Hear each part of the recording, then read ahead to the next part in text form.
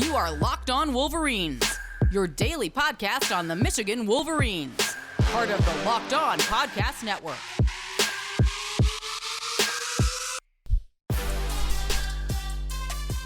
Happy Friday? Yeah, we're all over the place today, as you can see. Locked On Wolverines podcast, part of the Locked On Podcast Network, where it is your team, usually every day. I know we've had some struggles there. This week, it wasn't because of my battle with depression. It was more of just being all over the place, literally. And that's what we are going to spend some time talking about, is what I did yesterday. We're going to do that today, because I made the 6-hour round trip trek. That's 3 hours there, 3 hours back to Big Rapids, Michigan, to Ferris State University, whatever their stadium's called. I can't ever remember it, no matter how many times I see it, to go to the Michigan Football Showcase. And while it wasn't the type of recruiting situation that we necessarily have seen in some of the others that happen around this time, where there's a bunch of really big names, certainly I think harken back to SMSB 2015, 2016, which were giant events, right? Where that 2015 in particular was insane. I mean, there was, going through the names, is Donovan Peoples-Jones, Ambry Thomas, Benjamin Victor, Chase Claypool, Xavier Kelly. I know I'm missing a ton. I mean, it was just Michael Onwenu was there. Jeraymond Hall was a big name at that time. It was just an insanely big event with all of these different coaches, basically from any premier school in the region. This was a little bit smaller, but it was still very big, right? It's you still had the head coaches from Michigan. Obviously, Jim Harbaugh was there, as well as the entire Michigan staff, except for Jay Harbaugh wasn't there. But everyone else on the coaching staff was in attendance. You had Penn State there, James Franklin, who I still think is a heck of a nice guy. I know there's a lot of people out there that'll say, hey, that's all fake. Listen, interpersonally, he's great. And every time that I've met him, it's never been me walking up to him and shaking his hand. He's always walked up to me and shook my hand. That's the kind of guy he is. And I got an opportunity to speak with him yesterday as well. PJ Fleck was there. You had Jim McElwain in Central Michigan. There was some Tennessee assistants in tow, not with him, but just in general. I mean, it was a pretty big event. Not a lot of big recruits, to my knowledge. CJ Carr was advertised as being there. I don't know that he actually was. Will Johnson was there, not obviously as a recruit, but just to kind of be there, support Curtis Blackwell and observe. Yeah, there was just, it was a big event in the sense of that you had a lot of really big names there. And obviously we also got to talk to Jim Harbaugh for 15 minutes and, got to watch his presentation, all of those types of things. And it was just an interesting event. And there's a couple things that have come out of it that we're going to talk about from what Jim Harbaugh had to say. We'll get to that here in a minute. We'll just continue to kind of tell you a little bit about the event, just because it's kind of the start of football season in a way, right? When all of these big camps start happening, especially the local ones. Now, they came from Mercer, which is down in the Atlanta area, and that was a big camp that they went to 2 days ago, and then they flew up. And it was, the fact that you have like that full court press from some of the staff, and not all of them are going to go to all of them at this point anymore. Like Wayne State, I know they're having one next week. That one won't have everyone there. It'll have a couple people there, but it's not going to have everyone like this last one did. So that's kind of the unofficial start. The unofficial start of football season. Really, the unofficial start for football season for someone like me is Big Ten Media Days, which is still a month and a half away, a little more than that, almost 2 months away at this point.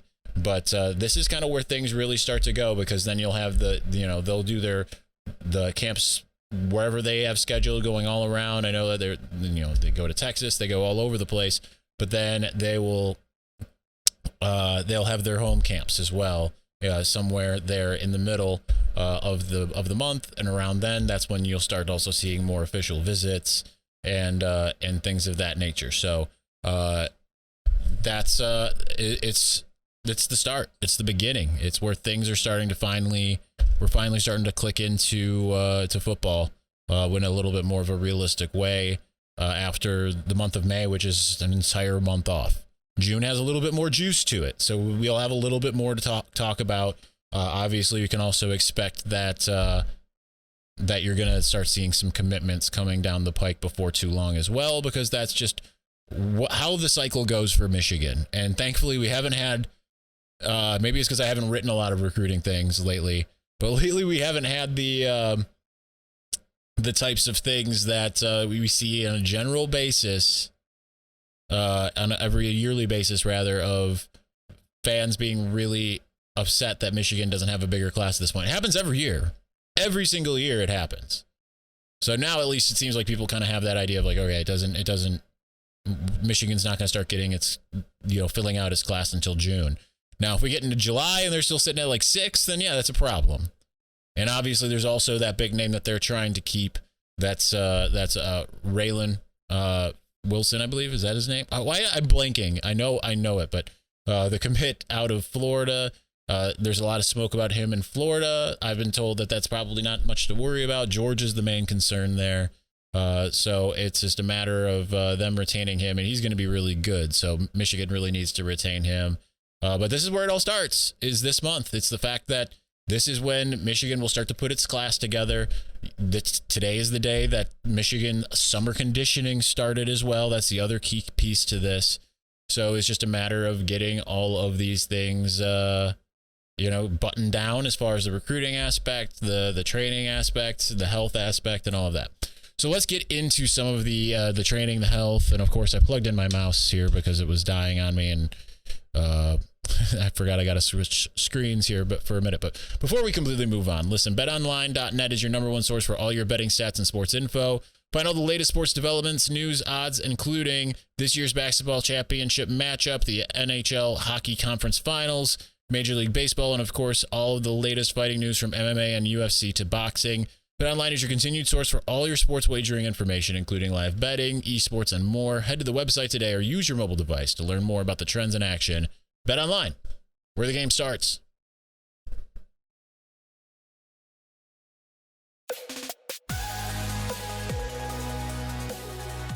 All right, so my plan, and obviously there's no one is holding me to anything, because y'all know how much I say, yeah, I'm going to do something on a Saturday. It doesn't happen. My plan is to do something on Saturday, because it was just an unavailability thing for me all week. And tomorrow, Saturday, I don't have anything going. So my plan is to get one, maybe two.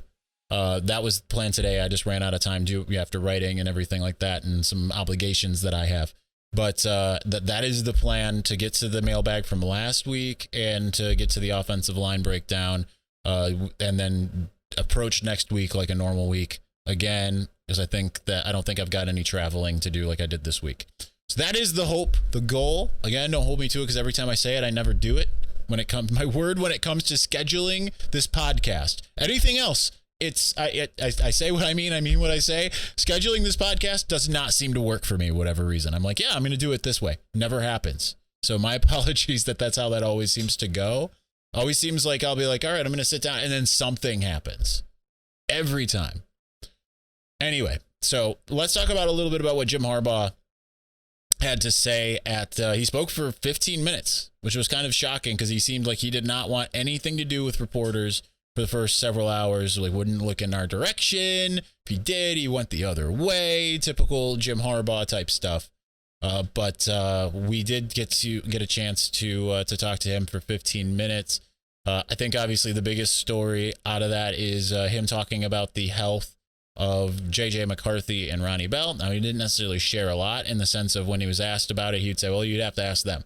Okay, great. But then, after being coaxed a tiny bit, he like he said, Ronnie Bell looks like exactly the same as he did back when he was before he was injured.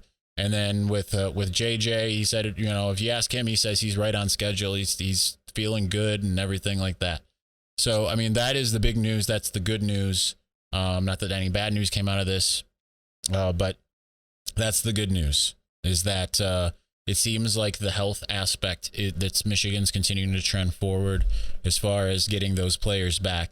Now, the corollary to the JJ McCarthy being healthy thing was he was asked about how the quarterback competition, like, will you play two?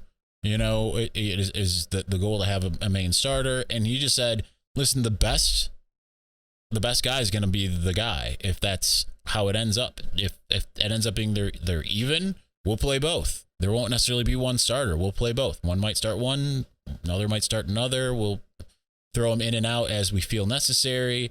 If it's a situation where we feel like we need to do like we did last year, have one start and the other one come out as like a change of pace, and we'll do that. Or if we have a starter that's just the main guy, then that's it, and that's all going to be figured out in these coming months. But he's like he reiterated, and I know there's always these ideas for whatever reason that he's going to be political and say like you know, I like that guy better, even though he's not as good as this other guy, so I'm going to play the guy that I like. That's just not how it works. It's not how it's going to work. So he said it's going to be the best guy. Whoever is the best is going to be the one that gives Michigan the best chance to win, is going to be the one who ends up being the starter. If they actually have like your main starter. So that's number one. Point number two, I think was probably the what was the other piece that really interested me? I'm trying to remember. I wrote about pretty much all of it. Is Mike Sainris still? He's basically saying that wasn't a spring fad. He played so good on defense. He took the bulk of his reps in spring on the defensive side. He did come back to offense, and when he did, he didn't miss a beat. But he is certainly going to be a defensive back for Michigan. Definitely a 2 to 3 way player next year. So that's pretty big, especially when you consider, and I was talking to some colleagues about it yesterday, it's one of this, like, I have a lot of faith in that back seven, right? And especially at corner, what gives me a lot of faith is this idea that there's your floor, like, because you got DJ Turner, who I think we all can agree is really good, could be one of the best corners in the conference, right? So you've got DJ Turner on one end. On the other end, it's your floor is Jamon Green, who we've seen be pretty good. We've seen him be really bad at the very beginning, and then once he got like pretty good in 2020, he kind of kept up a level of consistency that was really good. Keep in mind, second year Steve Clinkscale as well, the first time that they've had him all spring. And, you know, Jamon wasn't as good as he was in like the Penn State game in 2020 at all last year, but he was still really good. That's your floor. That's what I think is kind of exciting, is that is your bottom. But now you've also got Mike Sainris still, who seriously coming on. Jim Harbaugh says that he could be nickel, and we'll see what happens with Rod. This is a little learning here for us, is does like, you know, Rod, you know, he'll be competing with Rod Moore for that nickel spot potentially. Rod Moore coming back from injury. So maybe Rod Moore isn't your typical safety. Maybe they're going to use him more as your nickel. So that seems to be the case. He could play corner. And so there's all those options there. Then on top of that, you also have Will Johnson, who looks like a behemoth at this point. He's tall, he's big, he's got everything. He got through the winter cycle in the spring. And I did talk to him for a minute, and one thing that he did say to me is he is so glad that he ended up enrolling early and got all through this. He's like, I can't imagine going into fall camp. I can't imagine being one of the guys that showed up yesterday, as in 2 days ago from right now, and having to get acclimated at this point. He's like, I can't imagine that. He's like, the fact that I got on campus, I learned the playbook, I went through conditioning and spring ball. He's like, I feel so much more prepared to be able to take on the season. That's the good news there. So it's pretty incredible that you've got a lot of options, and there's others we're obviously not talking about really. Obviously we've seen some leave and what have you. You've got some of the guys coming in that certainly could be a part of it. Who knows what some of the guys that have already been around, Miles Pollard, some of those types of guys could be really good as well. The third point that I want to talk about, which is the third thing I wrote about, is I asked about Cam Good, because I feel like he's not someone we've really talked about. I forgot about him, really. Normally they get a big name transfer. And I know that getting a guy from UCF isn't a giant name, but I mean, you feel like this could be an interior defensive line Mike Dana type situation in that type of sense, right? Like a guy that's really, really stout in the middle of the defensive line.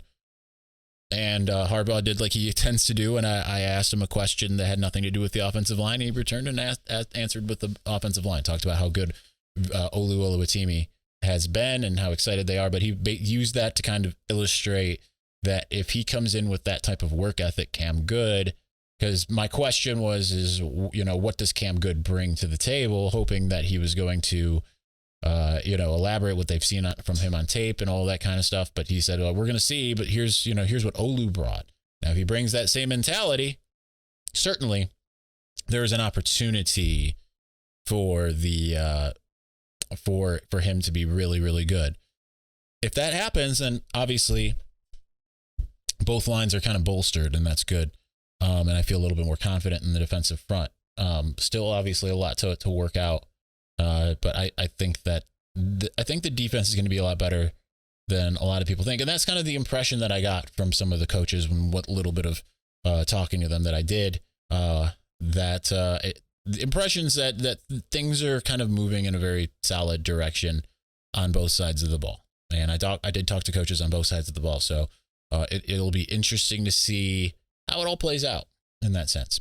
All right, we'll continue on here momentarily. But before we do, this episode is brought to you by Rock Auto. With ever-increasing numbers of makes and models, it's now impossible for your local chain auto parts store to stock all the parts you need. So why endure often pointless or seemingly intimidating questioning and wait while the person behind the counter orders only the parts that their brand and the parts of the brand, I can't talk, that their warehouse happens to carry? You have computers with access to rockauto.com at home and in your pocket. Save time and money when using Rock Auto.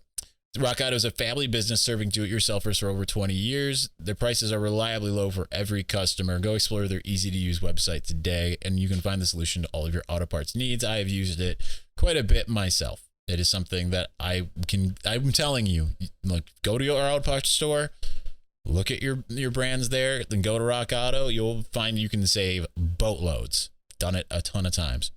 So go to rockauto.com right now. See all the parts available for your car or truck right locked on in there. How did you hear about us box so they know we sent you. Amazing selection, reliably low prices, all the parts your car will ever need. rockauto.com.